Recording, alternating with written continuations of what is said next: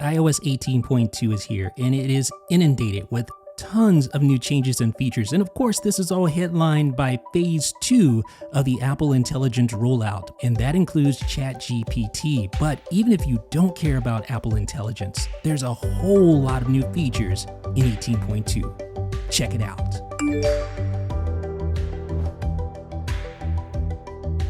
So yes, Apple has launched phase 2 of its Apple Intelligence rollout, and that includes the highly anticipated ChatGPT extension. So I'm going to walk you through setting it up, how to use it, some of the basics, right?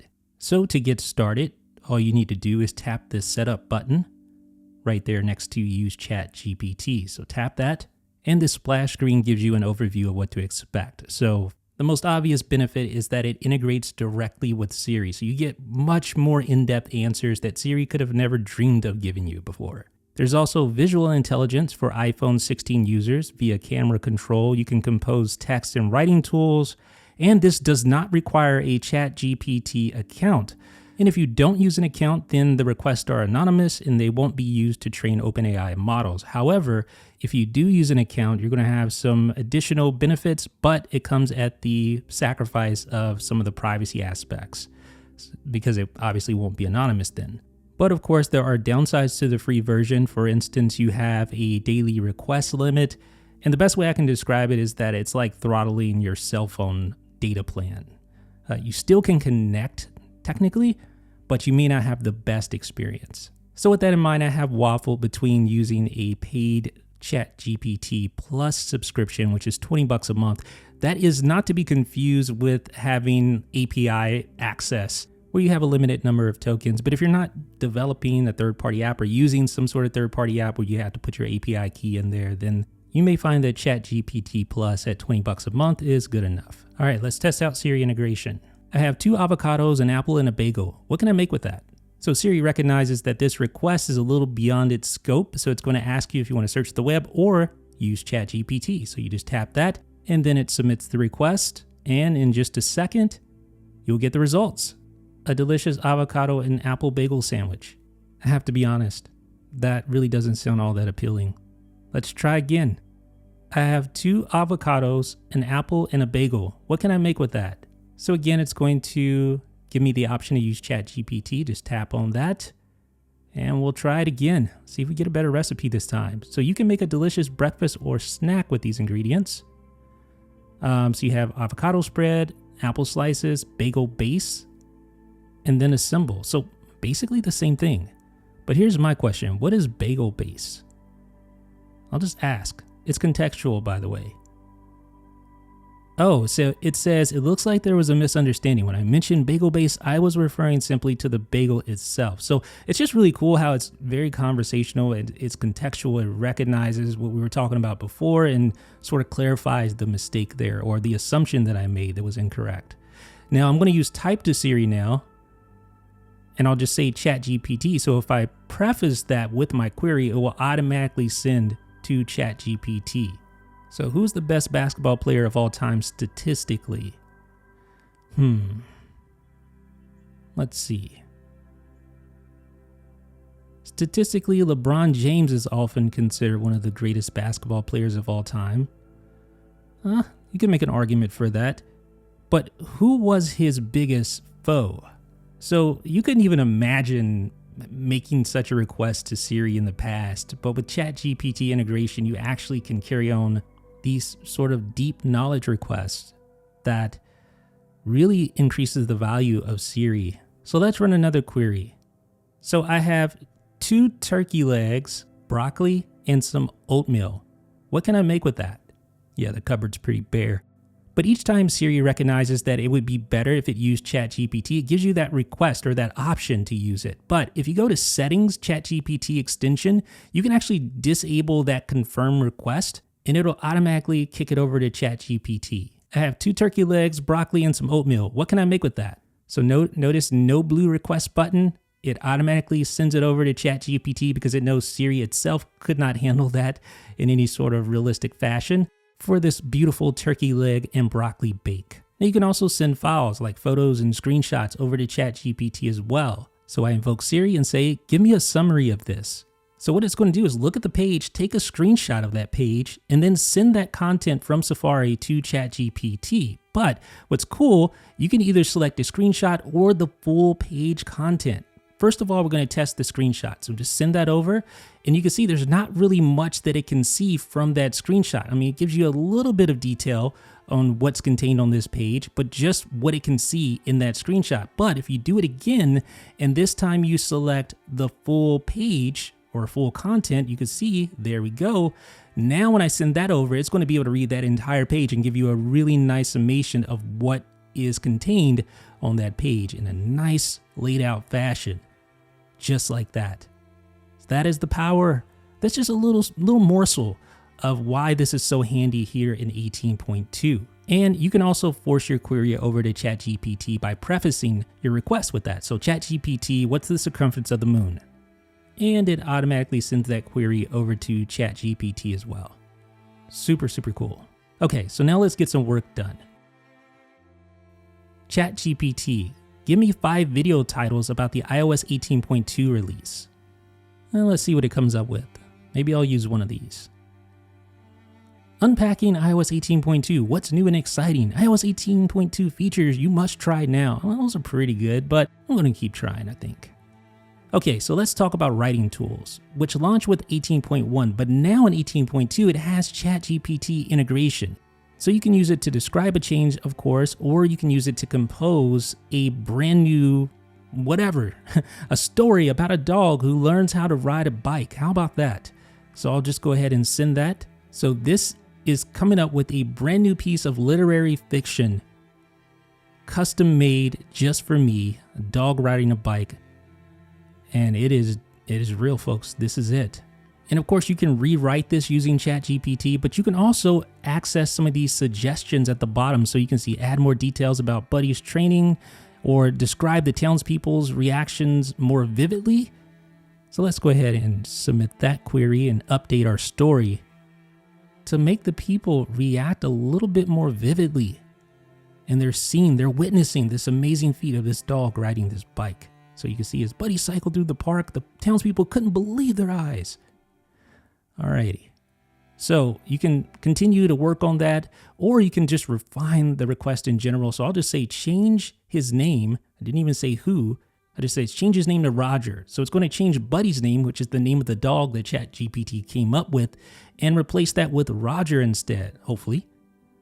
So you can see, one sunny afternoon, Roger lay on the grass. So it did just that. So you can see how this could save you just gobs of time just in mundane day-to-day things. For me, I don't really treat AI as a creation tool. I treat it as just like a helper, something that helped me to do things that I wouldn't normally want to do, like go through and proofread stuff or change words to another word. Stuff like that is just sort of like busy work. That's what AI is good for, in my opinion. Obviously, there's some creative aspects it can do, or a lot of creative aspects it can do. But for me personally, I like to keep my creative hat on, and I like to use it as a tool to increase my productivity, if that makes sense. What about you guys? Let me know down below. If you're an iPhone 16 owner, then you're going to be able to use Visual Intelligence, which uses the camera control button. You just long press it, and it gives you the option to query either Google Search or ChatGPT. In this case, we just did ChatGPT, and it tells you information about what it finds. And if I do a Google search, you're going to find that exact product just like that. And that's just the very tip of the iceberg. It can do so many other things, for instance, with the restaurants and menus and flyers, with dates, all sorts of things you would see out in the real world. You would be able to use those and query those and even take action on them in some cases. For instance, if there's a date, you can save that date to your calendar. And here I am querying an address. So just imagine you're out and you see an address on a billboard or something. Well, it's going to give you details about that address. In this case, the address is for Apple Park. All right, and you can see RSVP by December 15th. I think that's what that says. Let's try it again. Just hold like that. And you can see it automatically highlights the December 15th date. So I can just tap that and add a new event. Be sure to check out Fernando's full walkthrough of visual intelligence for more. Now, Image Playground is a standalone application here in iOS 18.2, and you can already see what we're working with here. So the way I view this, I view it as sort of like a bowl of ingredients, and you're putting different ingredients and you're coming up with the final product. You don't know exactly what it's going to look like until it is done. So you can use text queries, you can describe an image or add suggestions from the list below. So I'm just going to just put in something, a duck in a helicopter pouring water on a fire, and just submit it like that. That's just a text query, and it comes up with this image right here, and you can just scroll through that. It's like infinite scrolling, and find the image that you want, that you like. And then you just tap here, you can save that to your image playground library, and there you go. So I can send that to somebody, I can do whatever I want with it. Super cool. Now you can use the various suggestions, so it's going to give you the opportunity to put your photo there, or photo of others in your library. So then I can use the various suggestions like costumes or whatever the case may be, and just build this image, generate this image on the fly, and I can add additional text-based queries as well, just like that. Kind of a weird feeling because it looks like me, but it kind of doesn't, but it kind of does. It's just kind of bizarre. But the thing is, you can choose different starting points. So you can choose a different photo of you if you think it works a little bit better. So I could choose that one if I want to, or I can choose another photo altogether and then just tap done.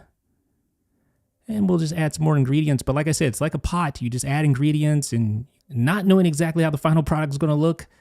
And yeah, kind of surprises you each time. It's kind of cool. So I'll just put in at a party and see how that changes up things. But I really like the accessories as well. There's so many different accessories, places, things you can add in here to really spice things up and just give it a different vibe, different feel. And you can also switch style. So right now it's on an animation style, but if you tap this plus button down here, you'll see where you can choose an illustration style. And that's going to really change up the look. It's more like it's drawn with a pen or pencil instead of like a CGI or a computer generated image. But to be honest, I think I like the animation style better.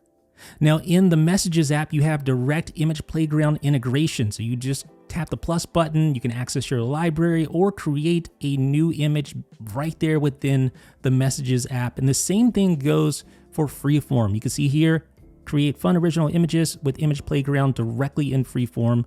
So just tap this button here, tap Image Playground, and again, the same thing, you can create a brand new concoction. Let's go ahead and do it. A kitten spreadsheet. Okay, that was random, it just came to my head, but there we go. There's a kitten, not a kitchen, a kitten with a spreadsheet. You can just throw that right into your Freeform board, just like that. What do you guys think? Let me know down below in the comments. Now let's talk Genmoji. So if you tap the emoji button, you'll see this describe an emoji. So similarly to Image Playground, you simply type your description, but this time it's going to create a new emoji / sticker. All right, so I just put a brain basketball. So a basketball made out of a brain. I don't know. I'm all off in left field somewhere. Just ignore me. But you can see there's the brain basketball. I can just add that just like any other normal emoji. I can also add a sticker if I want to do that and just drag that sticker and resize it, drop it right there on top like that. Pretty cool. Now I'm going to add another one, a superhero, but this time you're going to notice whenever you use a person, it's going to want to take an image of you that's in your photo library and combine that to make that final sticker / emoji. Now, Image Wand is a feature that allows you to create a new image based off of typed or handwritten text and or an image that you draw within the Notes app. So all you do is you take the little wand tool and just circle around what you want to grab, and it'll find the key phrases in whatever you circle. So bike riding dog, determination, inspiration, and there you go. There's my bike riding dog that goes right along with the story that ChatGPT came up with earlier. It's perfect illustration for this book that I'm going to publish for 20 bucks on Amazon. Link in the description. Just kidding. But like I said, Image One also works with drawn images as well. So this, can you make out what this is? Please tell me you can. It's a book. Hopefully Image One will figure it out. And I'm just going to add another instruction set there about cars. So that thing about cars, it looks like it figured it out. It's a magazine or some sort of booklet of some sort, but it basically kind of got where I was trying to go with that. So I'm fairly impressed. Writing tools, we talked about it earlier, but again, just to reiterate, it'll help you drastically change text. So I'm just going to say, write as a haiku. And I submit that, and it takes all that text into account, and it comes up with this haiku. All that information condensed to these 3 lines. You gotta love it. Pretty cool stuff there. Let's switch gears. Let's talk about Safari. So in 18.2, you get a new live activity for download. So say I download this Apple Vision Pro IPSW file, and you can see it's fairly large, so it's gonna take a while, but notice I get a new live activity for the download in progress. So I can be in another app and keep tabs on that download, no problem. Of course, if you tap that, it's gonna open up Safari for you. Let's open that and then just tap it. It opens up the Safari browser. And of course, you can stop that download if you want to as well. Now, there's a new Safari start page background image, and there's actually several. Most of them I found on the Mac. I was only able to download one here directly on my iOS device. That one right there to the left is a custom one. So a lot of these start page images have been in there for years. They're kind of long in the tooth, but this one is brand new. So I just tap download there. And for some reason, it took a really long time to download this, but eventually it did download, and there we go. So there's our new background image. So we'll just switch over to it like that, and let's have a look. There we go. This doesn't really do it justice. It's a little bit more 3D looking in person, but it looks good. And this is available on Mac OS as well, of course. But on Mac OS, I was able to find a lot more of these. And of course, it syncs between any iCloud device, so iPad, iPhone, Mac. So I got some additional wallpapers there, thanks to the ability to sync those backgrounds between devices. Looks good. What do you guys think? Okay, so now let's talk about passwords. So there's a new option to avoid asking you to save a password when trying to log into a website. So by default, it will ask you to save a password whenever you log into a website. Previously, you could exclude sites on a one-on-one basis, but now you have this global setting to do not ask when signing in. Now you can also import and export Safari history and website data for the first time. So if you go to Safari settings, you're going to see right above clear history and website data, import and export, brand new settings. But there are definitely some things you want to keep in mind when you're using this setting. So your data will be saved without encryption and will be visible to anyone who can access the exported file. So that includes your bookmarks, your history, your extensions, your credit cards, your passwords. You definitely don't want to just have this lackadaisical outlook when it comes to exporting browsing data, because there's a lot of sensitive information, including credit cards, including passwords in this. So you can select what you want to export. It tells you how many items there are. You can also do so on a profile by profile basis, and that will basically decouple the history and extensions if you have those. But for this test, I want to actually enable all of the items. I want to export everything just to show you guys what it is like. So let's go ahead and select all, and then we'll re-enable the history and re-enable the extensions as well. And then we're just going to save those to the downloads. You have to verify with Face ID, export successful. So when you tap on that link right here, it'll take you directly to the Files app that shows you the zip file. So it's zipped. And when you decompress it, you'll see all the various files that pertain to what you exported. So you have bookmarks, it's its own standalone file because that covers all profiles. Same thing with passwords, same thing with payment cards. But for history and extensions, those are decoupled based on the actual profile that you have there. So that's why you have multiple versions of those. But if you open up payment cards, you're gonna notice, well, you're not gonna notice because I've blurred it out, but take my word for it, there's full card numbers here, expiration dates, all that jazz. But what it doesn't have is the security code. So that at least doesn't have that stored there. And then under passwords, you can see here's an example of password data, and there's a password in plain text that I just censored out. And then for history, you have plain text history as well. And then finally, you have your extensions. The thing is, I'm not really finding, at least now at this point, a third-party browser where I can use this and import into.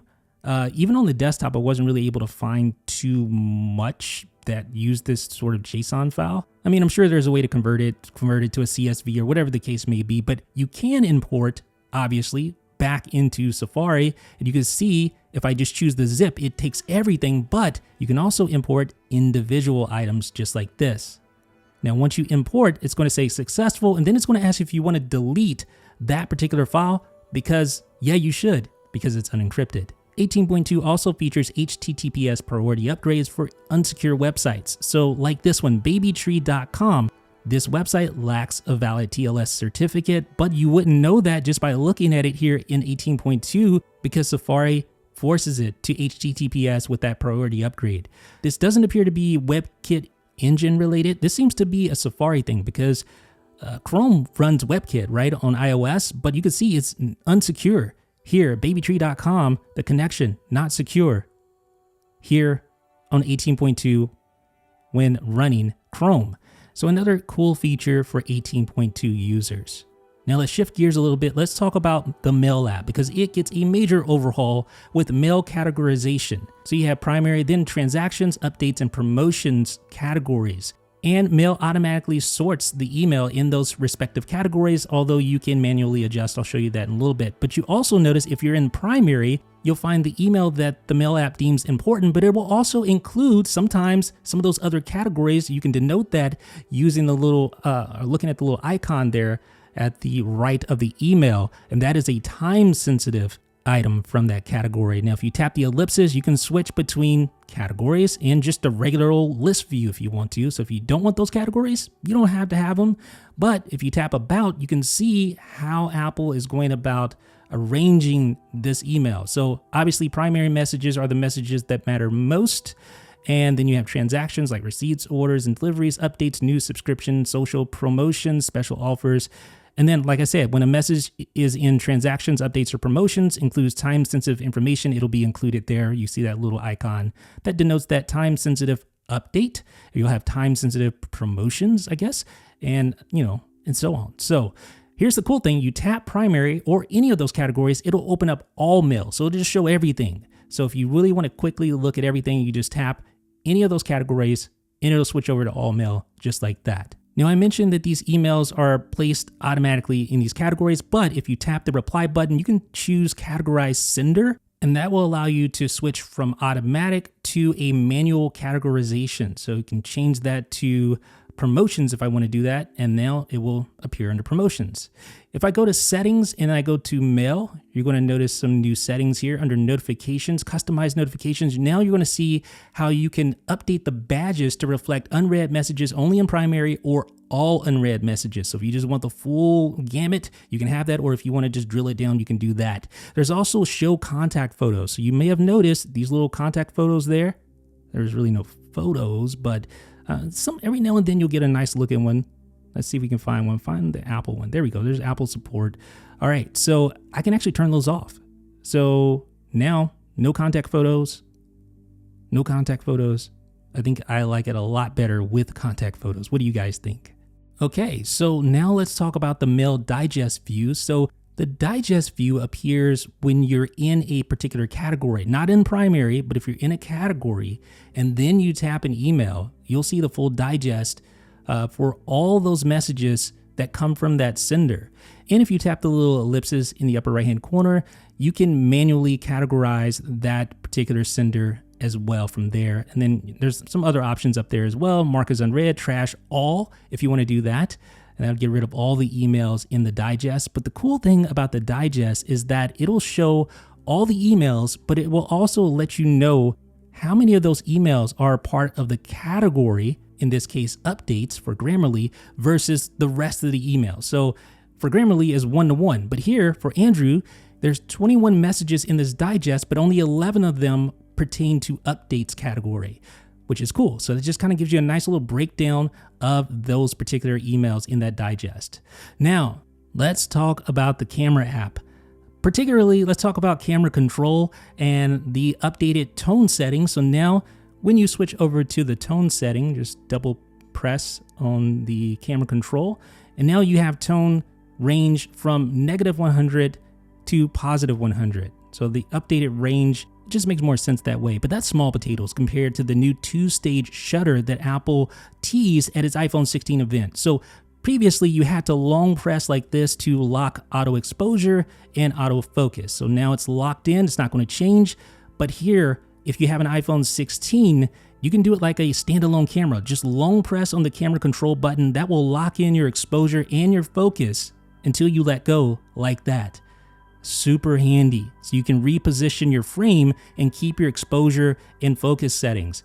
So here, I'm just want to show you the exposure, how that changes. I locked it in with that bright light, and you can see it's not adjusting until I let go like that. Super, super handy new feature if you're an iPhone 16 owner. That alone is worth updating to 18.2 in my opinion.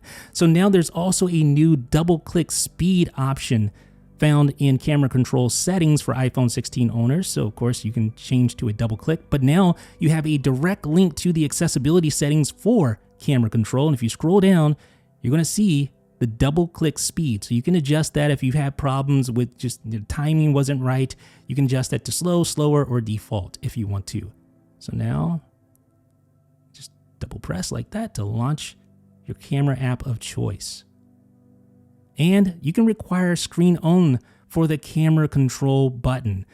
Let me show you why this is handy. So if you have it set to single click and you have your phone in your pocket, you accidentally click, it's going to launch the camera app, right? A lot of people have been accidentally launching camera because they have it set to single click.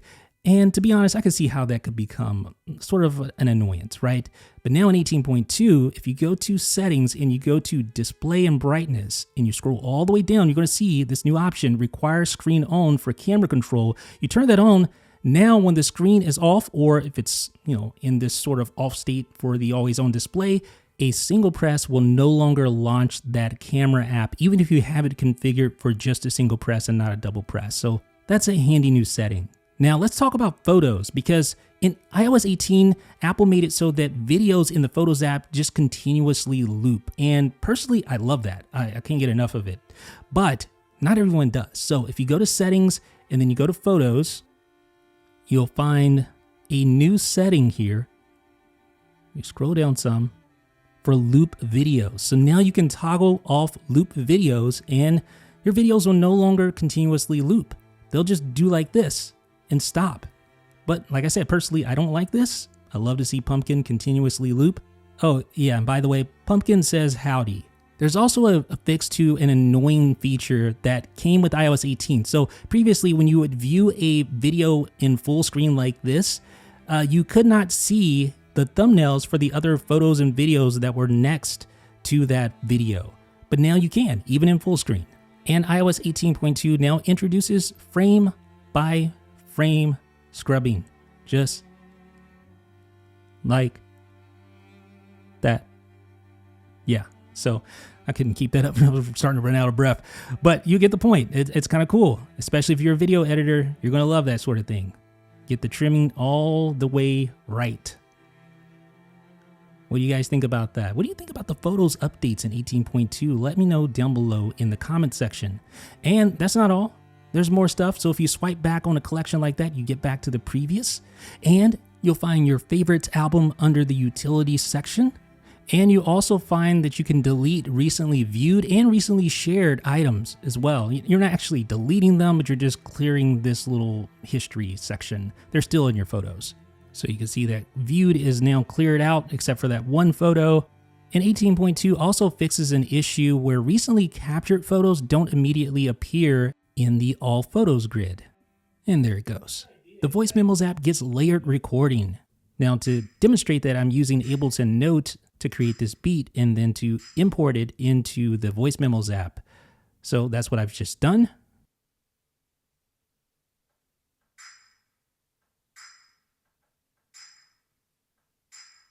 So now that we have the bass track there, you're just going to tap the plus button to create a separate track to layer on top. 1 2 1 2. Yeah, 1 2 1 2. Trust me, I got enough cringe 1 2 1 2. to share with you. 1 2 1 2. No problem. All right, so that is the layer. So you can see the difference on the waveforms. Let's play it back. 1 2 1 2. Yeah, 1 2 1 2. So that first layer is beneath the second layer and combined together. Sound pretty good. Great for reference tracks and things like that. So here's the final layer version. You can see the little layer icon. And if I go here, I can actually separate these layers just like that, break them out, and play them each individually. So the cool thing, you can actually import these layered voice memos directly into Logic Pro.